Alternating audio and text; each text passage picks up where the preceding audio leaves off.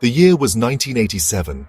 In a bustling Delhi hospital, the air was thick with the sounds of hurried footsteps, the beeping of medical machines, and the murmur of conversations between doctors and patients.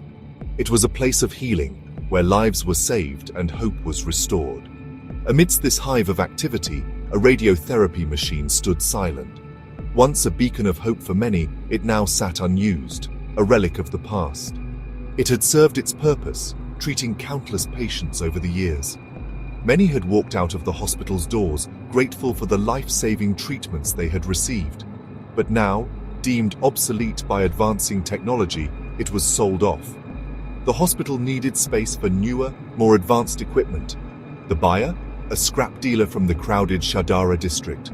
To him, it was just another piece of metal, another item to be dismantled and sold for parts. No one knew this routine transaction would unleash an invisible terror. The bustling market continued its daily rhythm, unaware of the danger that had just entered its midst. This was no ordinary machine. Inside, nestled among the metal and wires, lay a hidden heart of cobalt-60. This radioactive isotope, used in radiotherapy, was both a healer and a potential harbinger of doom. This radioactive metal, glowing faintly, held the power to heal and to harm. In the right hands, it could save lives. In the wrong hands, it could cause unimaginable suffering. The hospital staff, unaware of the danger, sent the machine off to the scrapyard. They had no idea that their actions would set off a chain of events with devastating consequences. Their oversight would have devastating consequences. The machine, once a symbol of hope, was now a ticking time bomb. The machine arrived at the scrapyard, a jumble of metal and wires. To the untrained eye, it was no different from countless others. To the untrained eye, it was no different from countless others. The scrapyard was filled with old machines, each with its own story, each waiting to be dismantled. For the scrap workers, it was just another job. They had dismantled countless machines before, and this one seemed no different. They began to dismantle it piece by piece, unaware of the silent threat within. Each swing of the hammer, each cut of the torch, brought them closer to the hidden cobalt-60. Each swing of the hammer, each cut of the torch, brought them closer to the hidden cobalt-60. They were unknowingly prying open a Pandora's box of invisible danger. They were unknowingly prying open a Pandora's box of invisible danger. The consequences of their actions would soon become all too clear. Days turned into weeks. The scrapyard was a hive of activity, with workers tirelessly dismantling old machinery and sorting through heaps of metal. The air was thick with the sounds of clanging metal and the hum of machinery. The scrap workers continued dismantling the machine, their hands moving deftly as they separated valuable metals from the scrap. They were skilled and efficient, but unaware of the hidden danger lurking within the metal. They handled the strange glowing pieces, unaware of the danger they held. These pieces, with their eerie glow, were unlike anything they had seen before. Then, the sickness began. At first, it was just a nagging nausea, a wave of dizziness that would come and go. The workers brushed it off, attributing it to the long hours and physical strain. But soon, a strange weakness in their limbs set in. Tasks that were once easy became difficult. Then came the burns. Angry red welts appeared on their hands and faces, as if they had been scalded by an invisible fire. The welts turned into blisters, and the pain was unbearable.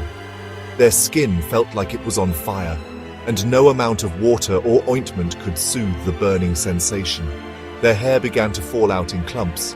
Every morning they would find more hair on their pillows, and their once thick locks became thin and patchy. The workers were confused and frightened. They had no idea what was happening to them. The symptoms were unlike anything they had ever experienced.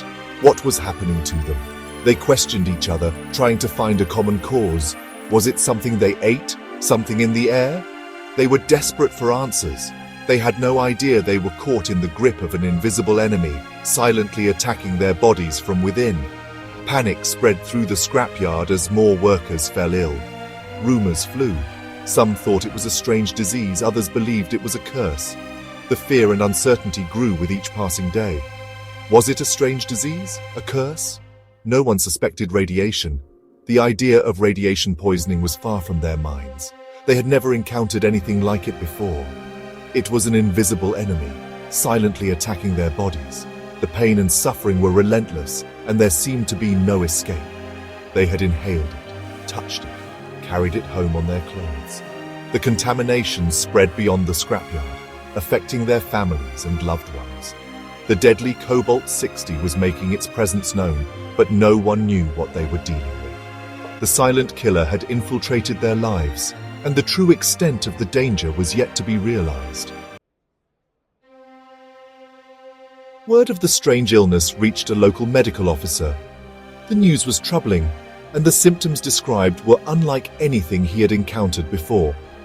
The workers spoke of sudden, inexplicable burns on their skin, hair falling out in clumps, and a persistent nausea that left them debilitated.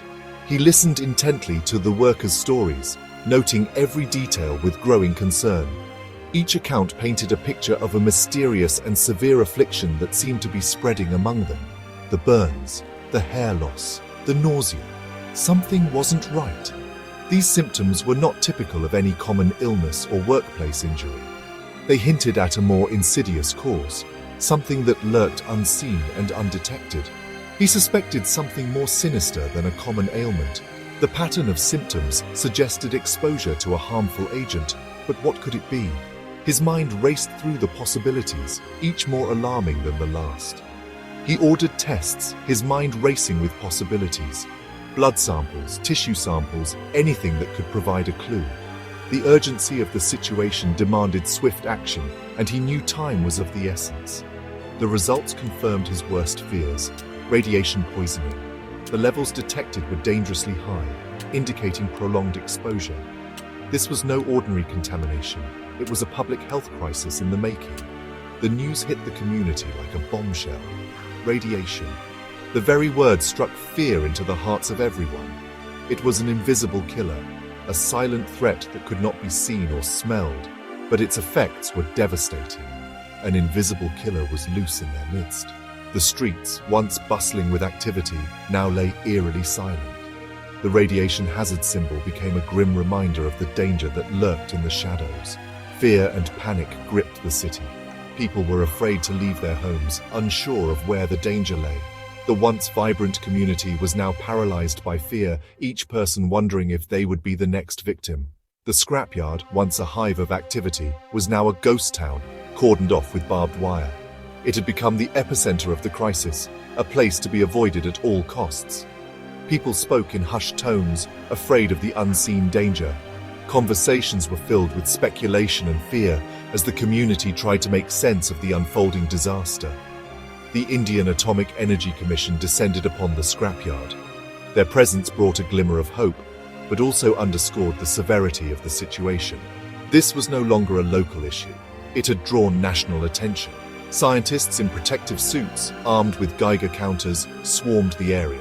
They moved with purpose, scanning for radiation hotspots, trying to pinpoint the source of the contamination.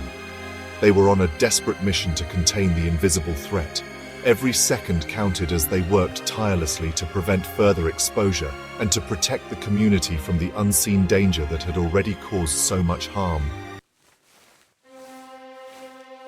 Section 4. Cleaning up the invisible. The cleanup was a daunting task. The Cobalt-60, now broken into pieces, had spread its invisible poison. The workers, their families, even the surrounding soil were contaminated.